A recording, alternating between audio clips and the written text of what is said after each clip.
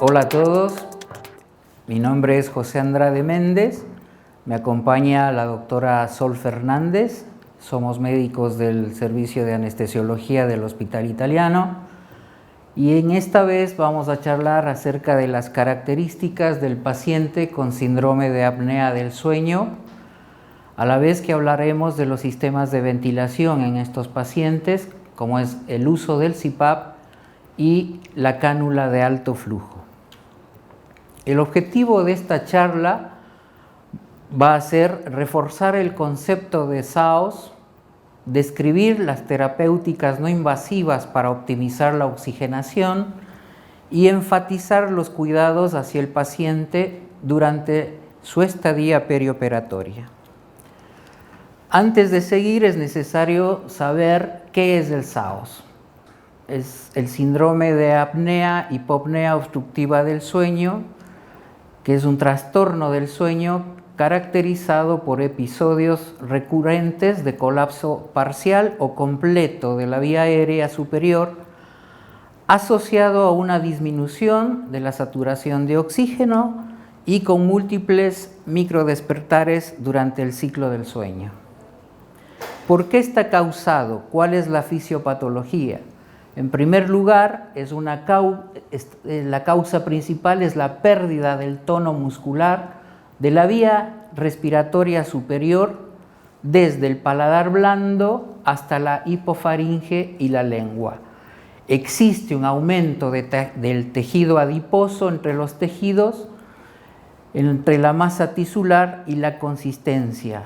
La vía aérea superior se llena de grasa y las paredes laterales faríngeas también. Esto hace que haya una disminución del calibre faríngeo e incremento de la resistencia de la vía aérea superior y se aumenta la presión negativa intratorácica. ¿Cuáles son los tipos de colapso de la vía aérea? Como bien vemos, existe un colapso anteroposterior, un colapso de la pared lateral y un colapso concéntrico. La imagen en sí nos demuestra los tres tipos de colapso. En esta imagen representamos lo que sucede cuando se colapsa la vía aérea. Empieza el ronquido, posteriormente viene un colapso en la parte superior a nivel del velo del paladar, y en la tercera imagen lo que estamos viendo es el esfuerzo que hace el paciente para tratar de vencer esa obstrucción y poder respirar. ¿Cómo se manifiesta este cuadro clínico en los pacientes? Se manifiesta de una manera en los niños y de otra manera en los adultos. En los adultos, básicamente, el paciente está permanentemente con somnolencia al día siguiente cuando se despierta. Durante el sueño, durante la noche, el paciente no tiene un sueño reparador, sino que tiene muchas veces momentos en los que se despierta. Cada vez que ronca, después se queda dormido, empieza un periodo de asfixia, el paciente empieza a jadear, a luchar por tratar de despertarse. Esto hace que al día siguiente el paciente se despierte con cefaleas. Estas cefaleas hacen que exista un deterioro cognitivo del paciente, trastornos del carácter y obviamente con todo esto viene una serie de complicaciones como hipertensión, trastornos cardíacos, arritmias, puede existir hasta paro cardíaco. Existen factores agravantes para esta patología. La obesidad obviamente es el mayor factor que complica a este cuadro clínico. ¿Por qué? Porque con la obesidad hay más aumento de grasa junto a la vía aérea y esto hace que colapse más fácilmente la misma. ¿Cómo se hace el diagnóstico? Bueno, tenemos varias formas de hacer el diagnóstico. Cuando es un paciente conocido que ronca, lo primero que hacemos es hacerle la invitación para que vaya al especialista y le haga una polisomnografía. Pero si no puede asistir a la polisomnografía el paciente o viene por primera vez, tenemos un cuestionario en el cual nosotros nos basamos y en eso podemos detectar o pesquisar si el paciente es o no un roncador. Con respecto al resultado de la polisomnografía, podemos clasificar la apnea del sueño de acuerdo al índice de apnea-hipopnea. Este índice es leve si el paciente hace 5 a 14 episodios de apnea durante una hora. Es moderado si el paciente hace un periodo de apneas de entre 15 a 30 eventos por hora, y si es severo cuando hay más de 30 eventos en una hora. Sin embargo, el cuestionario Stop-Bang, que con las siglas podemos ir detectando ya algunos cuadros, algunos síntomas o cosas que nos lleven a sospechar que el paciente es un roncador. La S significa snoring, ronquidos. Al paciente se le pregunta si ronca alto o si la persona que lo acompaña sabe que el paciente ronca alto. La T significa tiredness, fatiga. Al paciente se le pregunta si se siente cansado o somnoliento durante el día. La O de observación, si alguien ha observado pausas respiratorias durante su sueño.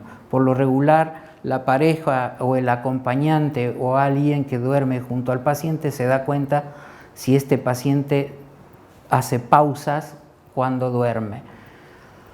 La B, que significa presión arterial, se le pregunta al paciente si es hipertenso, si está medicado para la hipertensión.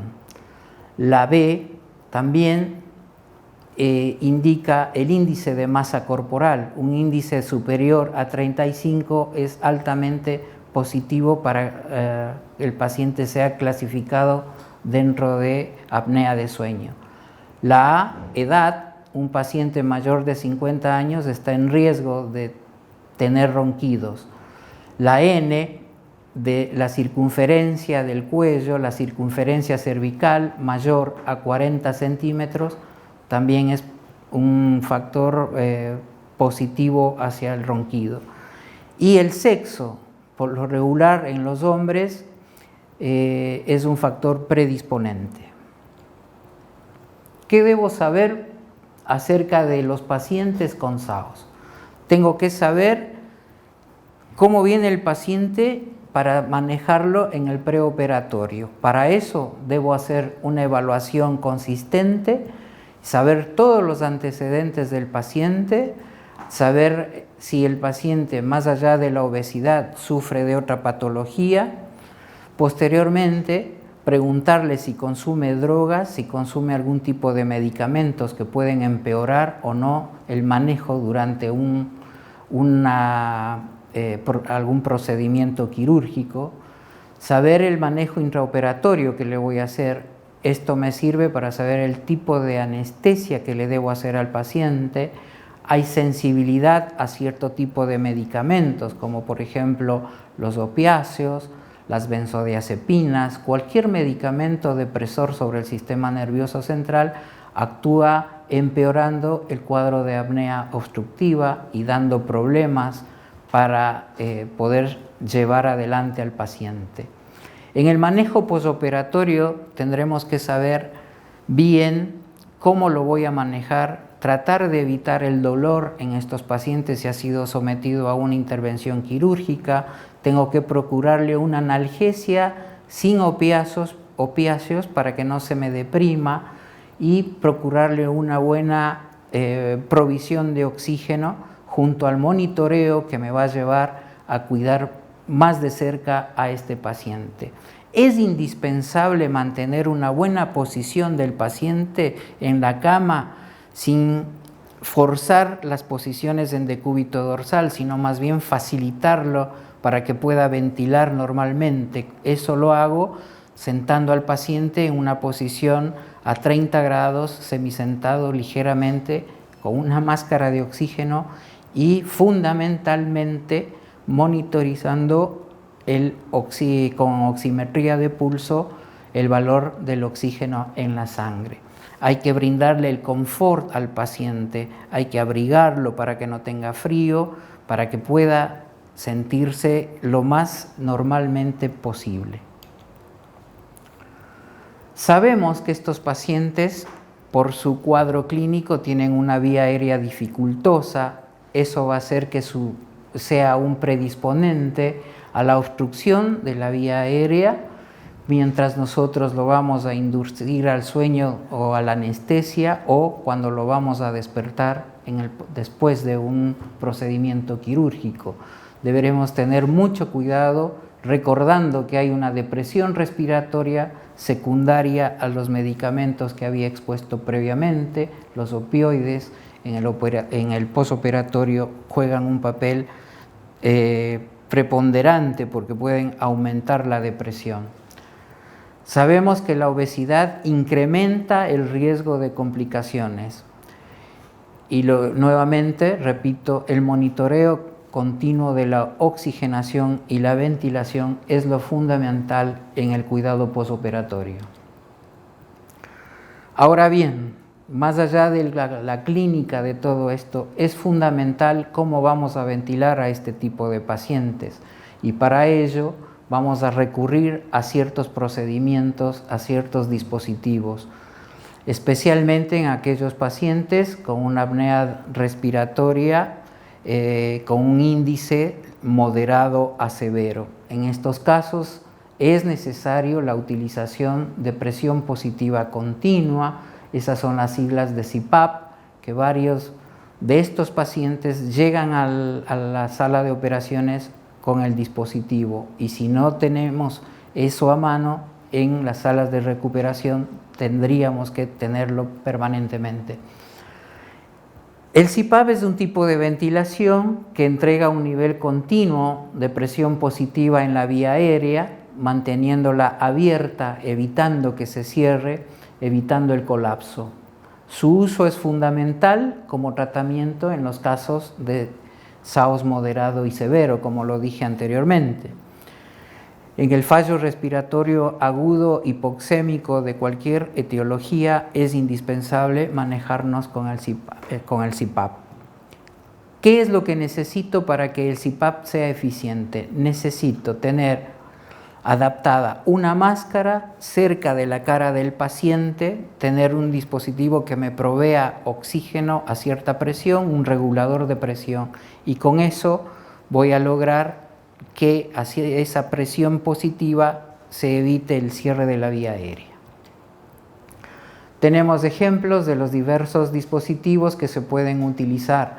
El CPAP se puede adaptar a la boca, puede ser bucal, puede ser solo facial, puede ser a manera de cápsula que cubra toda la cabeza.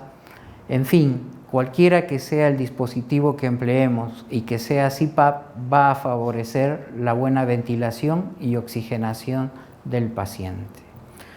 Hasta aquí hemos hablado de lo que es CPAP. A continuación seguirá la doctora Fernández hablándoles de otra manera de ventilación en el paciente con apnea obstructiva de sueño.